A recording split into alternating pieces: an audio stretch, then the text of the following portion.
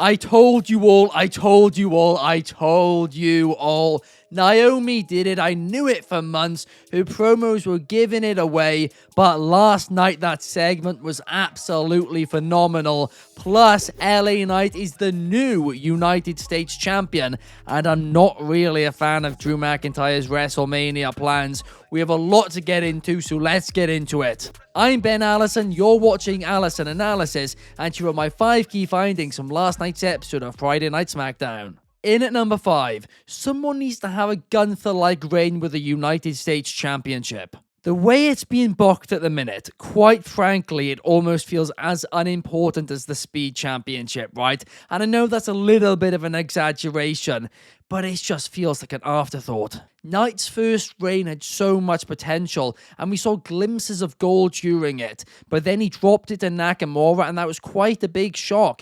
But Nakamura looked better than he had in years and years, so I was excited, I was invested, and then they did pretty much nothing with it. I mean, it really does feel like it is an afterthought when it comes to the booking, right? Like, they try and make all the other plans, all the other creative plans for SmackDown, and then the United States Championship is the last thing they think of. So we just need somebody to come in, win this championship, and then take it to new heights, make it feel prestigious once again. And a lot of people are saying it's going to be LA Knight. I like LA Knight. I don't think he's that guy. I don't think he's going to hold the title for too long. I reckon he'll probably hold it until perhaps WrestleMania SmackDown and then drop it. So the question is, who will he drop it to? Jacob Fatu has to be the front runner for me. This guy is an absolute star, and a lot of people have said he shouldn't be going for mid-card titles, he should be going for main event titles, and fair enough, but what if he makes the United States Championship a main event title? What if he does what Gunther did with the IC title? So personally, that's what I would do. I'd put this US title on Jacob Fatu and push him to the moon. If not, then if it is after Mania, perhaps Obafemi would have dropped the NXT title by then, and if so, Obafemi coming up to the main roster and having a great United States Championship run could be a way to firstly establish him as a big deal on the main roster, but then secondly to bring back the prestige to that title, which it desperately needs. In at number 4, Alba Fyre joining Chelsea Green was certainly an unexpected move. When Isla Dawn left the company just over a month ago, I was thinking, what on earth is going to be next for Alba Fyre? Quite frankly, I was a little surprised they kept her, but got rid of Isla Dawn. But I can tell you one thing, I certainly did not expect this. Now, it does feel very random, right? But the one link that they do have is, of course, Alba Fyre and Pippa Niven worked for years and years together on the Scottish independent scene, on the British independent wrestling scene as well. So they have known each other for quite a long time, even in NXT UK. So I guess that part does make sense. But why Chelsea Green? So I guess my leading theory right now is Pippa Niven is starting to scheme against Chelsea. She is starting to consider a turn against her, so she has brought in Alba to eventually help her. And that could be exciting, no doubt about it. And for the time being, based off what we saw last night, I am excited for this storyline, and I do think it could be good.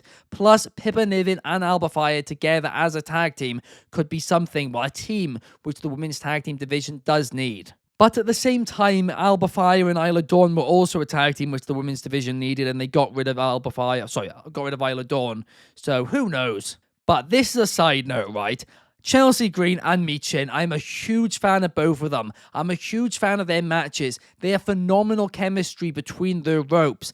But I am so sick of seeing this now. I really am. It's just been over and over again. So hopefully last night was the final match between the two, and Chelsea Green can go on to defend her championship against other people. Otherwise, you do risk the Women's US Championship ending up just like the men's one has. But hopefully that won't be the case, because the work Chelsea Green is doing right now, especially the creativity she's putting into it, it is so great. So I really do hope they continue to book her well. And I do quite honestly hope that she holds his title until at least SummerSlam. In at number 3, Cody Rhodes' promo work is at its best when he's up against the wall. Time for a little bit of a hot take, but quite frankly, for the majority of the past 12 months since WrestleMania 40, I've thought Cody Rhodes' promo work has been boring, stale, and repetitive. Now, it has improved over the last couple of months, especially during that feud with Kevin Owens, right? It was great during that period, but before that, it just felt so generic.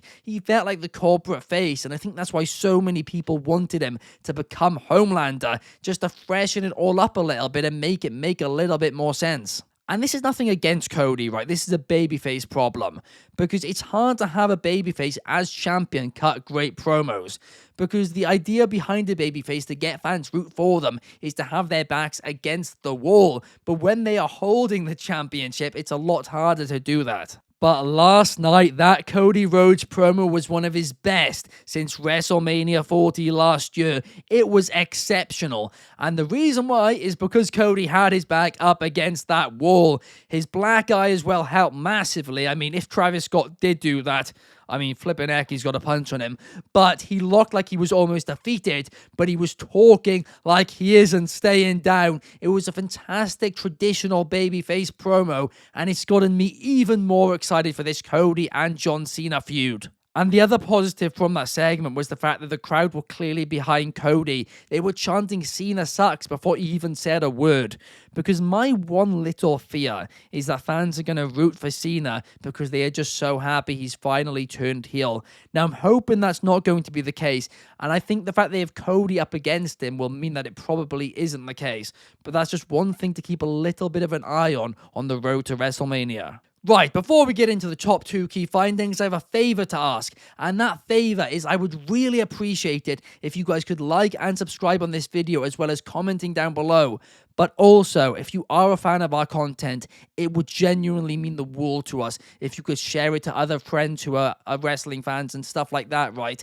Because we are currently doing between 5 to 10 videos every single week. And in addition to that, like we have done for the past 2 years now, we do a live daily stream every single day at 8 p.m. UK, 3 p.m. Eastern, 12 p.m. Pacific. We really appreciate you guys watching. Thank you so much. In at number 2, Drew McIntyre feels like he's in the wrong feud heading into WrestleMania. Obviously, Damian Priest deserves a big match at Mania. Obviously, on paper, Damian Priest versus Drew McIntyre is a big match. But from a storyline perspective and the story they've been telling with Drew for the past 12 months, this doesn't really make much sense. All year long, McIntyre has been feuding with Punk, feuding with Rollins, while also constantly taking shots at the tribal chief Roman Reigns. So if they really are doing Punk versus Reigns versus Rollins at Mania, then Drew McIntyre is an absolute non-brainer fit into that match. I can't see an argument where logically that doesn't make sense, right? He has been feuding with all 3 men all year. That should be a fatal 4-way. I would love for it to be a fatal 4-way, and Drew McIntyre would get the marquee WrestleMania match that he deserves after putting in a year of fantastic work. And sure, I don't know what they would do with Damian Priest if they did that, but they can find him something. Drew McIntyre deserves to be in it. It makes sense for him to be in it. And quite frankly, I'm not really looking forward to Priest versus McIntyre for that reason. And I know it feels like, we're acting a little bit spoiled here because we've got so much good storylines going on right now. But it's just, I feel for McIntyre because he deserves to be in that feud. In fact, he's kind of been the glue this year, which has held all 3 men together. Do you agree with me? Do you disagree with me? Let me know in the comments down below. And in at number 1, I told you all Naomi did it. I've been saying it for months. Every single backstage promo she has done where somebody has brought up the Jade attack, she has butted in, she has interrupted the interviewer and been like, oh, we're going to find them and then take them out. Every single time, it was obvious. I said it, and guess what? I was right. I've got to make a big deal out of this because I've been so wrong with most of my predictions this year. But last night, that was a hell of a promo by Naomi. Absolutely promo of the year contender. The best promo of her career as much as I can remember. Plus, Bianca Belair's acting skills were off the charts, phenomenal. Jade looked like a beast as well. It was fantastic, that segment. Cinema, storytelling at its finest, whatever you want to say, it was exceptional. But post-Mania, we need to either see Bianca Belair turn heel and see Belair versus Jade Cargill, or see Bianca Belair versus Naomi, right? We need one of the two because this storyline needs to go past Mania, and we need to make sure Bianca Belair sees a conclusion in this as well. And as much as I am really excited for Io Sky versus Bianca Belair and presumably Rhea Ripley at WrestleMania, I can't lie, there is a part of me from a storyline perspective that feels like Bianca Belair did not need to win that Elimination Chamber match. They could have easily have done Belair versus Naomi or Belair versus Cargill at WrestleMania. And to me, I do think that should have been the move, if I'm being completely honest. But I'm not complaining because, again, Io, Belair, Ripley, that is a dream match, no doubt about it. And I'm so hyped for it. But just from a storytelling, just from a narrative perspective, it is a little bit questionable. I do think Belair already had a storyline on the table, so that slot could have gone to somebody else instead. But man, oh man, I am loving this road to WrestleMania so far.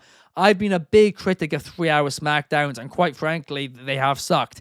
But this week, along with last week, were absolutely fantastic, and I'll say this one gets a subtle round of applause off me. Several storylines were advanced. Cody Rhodes' promo was exceptional. The Naomi Bianca Belair stuff was off the chart. Segment of the year contender, a new United States champion, Alba Fyre joining Chelsea Green, and Drew McIntyre taking out Damian Priest. All the way through the night, it was surprise after surprise, fun after fun. So yeah, I really did enjoy this one. But make sure you guys let me know what you guys thought down in the comments below. And as always, I'll be responding to all of them.